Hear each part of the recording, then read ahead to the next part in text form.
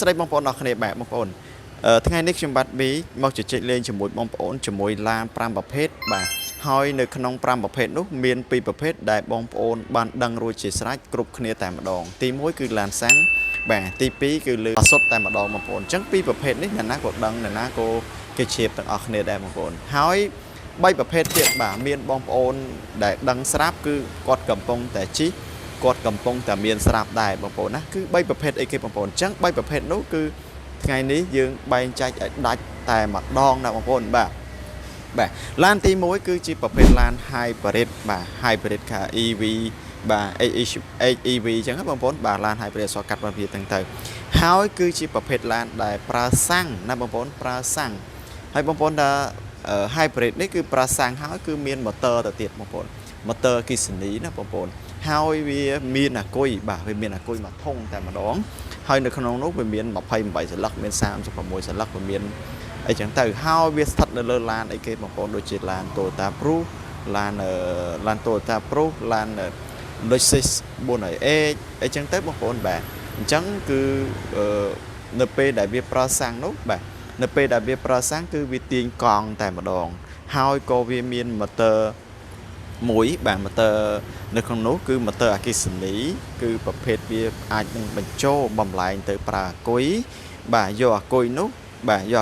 ទៅប្រើជាមួយនឹងកង់ទៅទៀតបងប្អូនអញ្ចឹងនៅក្នុងនោះគឺមានទូនាទីសាំងផងហើយវាមានម៉ូទ័រអគ្គិសនីផងដើម្បីបញ្ចូលថ្មយកមកប្រើណាបងប្អូនបាទអញ្ចឹងនេះគេហៅថាឡាន Hybrid បាទ HEV អញ្ចឹងណាបងប្អូនវានៅក្នុងនោះមានពាក្យ EV ដែរបាទបងប្អូនទី2នេះគឺជាប្រភេទឡាន Plug-in Hybrid បាទបងប្អូនបានដឹងហើយ Plug-in Hybrid គឺអាចសាកភ្លើងពីខាងក្រៅបានណាបងប្អូន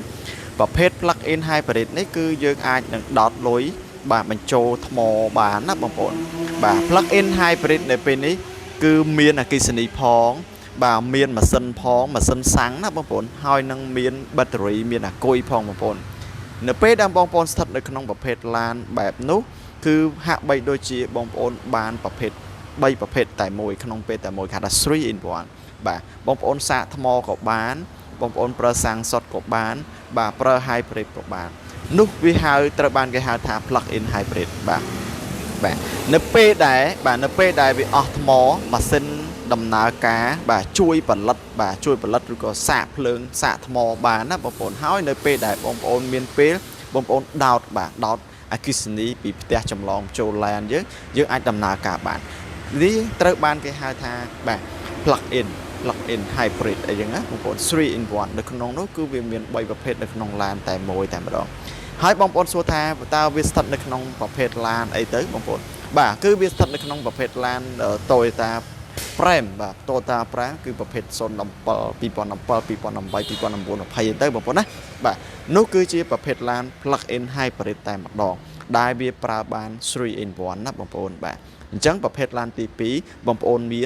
ដឹងហើយណាបងប្អូនមែនទេបងប្អូនចុះទី3អីគេបងប្អូនបាទទី3គឺជាប្រភេទឡានពិសេសជាងគេតែម្ដងដែលបងប្អូនតន់ត្រែនដែលបងប្អូនមើលឃើញរាល់ថ្ងៃហើយ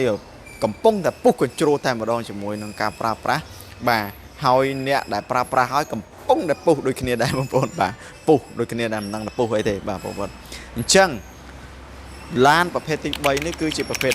ឡាន Range Extender គឺជាឡានដែលលក្ខណៈពិសេសជាងគេហៅថាឡាន EV បាទឡាន EV បងប្អូនណាក៏ដឹងដែរឥឡូវនេះគឺ trend មែនតើគឺ EV ហ្នឹងហើយបាទចង់លក់ EV ចង់ទិញ EV ផងបាទអញ្ចឹងប្រភេទឡាន EV គឺជាប្រភេទឡានដែលសម័យកាលចុងក្រោយតែម្ដងគឺឆ្នាំ2026នេះបាទចុងឆ្នាំនេះឬក៏ដើមឆ្នាំនេះគឺឡាន EV គឺជាប្រភេទឡានដែលមិនមានម៉ាស៊ីនទេបងប្អូនគឺឡានគ្រាន់តែសាកអគ្គិសនីបាទបញ្ចូលអគ្គិសនីទៅគឺយើងប្រើបានណាបាទប្រើ300គីឡូបាទ400គីឡូ500គីឡូទៅតាមការផ្ទុករបស់វាបងប្អូនណាបាទបងប្អូនសូមបញ្ជាក់ណាបងប្អូនឡានគឺมันមានម៉ាស៊ីនសាំងទេគឺមានតែអគ្គិសនីសុទ្ធ 100% តែបងប្អូនចុះបងប្អូនសួរតើថ្ងៃមុនគាត់ឃើញឡាន EV ដែរតែមានម៉ាស៊ីនបាទបងប្អូនម៉ាស៊ីននោះគឺជាគ្រាន់តែម៉ាស៊ីនសាំងដែលបញ្ចូលឬក៏សាកថ្មដើរតួបញ្ចូលដើរតួជា បញ្ចូល monitor អគ្គិសនីតែម្ដងតែប៉ុណ្ណោះបងប្អូនគឺមិនមែនម៉ាស៊ីនសាំងដែលយកទៅទាញកង់ទាញជាមួយប្រអប់លេខតែនោះទេបងប្អូនអញ្ចឹងសូមបញ្ជាក់បងប្អូនណាឡាន EV គឺមានពីរប្រភេទបាទ EV គឺមានពីរប្រភេទនៅក្នុងនោះគឺទី1អគ្គិសនីសុទ្ធទី2អគ្គិសនីជាមួយសាំងក៏ប៉ុន្តែសាំងនោះគឺជាប្រភេទម៉ាស៊ីនសាំងដើម្បីសាកថ្មខ្លួនឯងជួយខ្លួនឯងតែប៉ុណ្ណោះមិនមែនម៉ាស៊ីនសាំងយកមកទាញកង់ទេបងប្អូនហើយឡានដែលមានប្រភេទ EV ម៉ាស៊ីនសាំងផង EV សុទ្ធនោះគឺជាប្រភេទឡានដែលដូចជាឡាន BYD ឡានប្រភេទ Toyota ក៏មានដែរដូច BZ4X អីចឹងទៅបងប្អូនណាហ្នឹងហើយឥឡូវនេះក៏មានច្រើនដែលចេញមកយើងតាមក៏អត់ទាន់ដែរឡានពេលខ្លះយើងមិនដឹងថាម៉ាកអីច្រើនណាបងប្អូនណាចឹងហើយ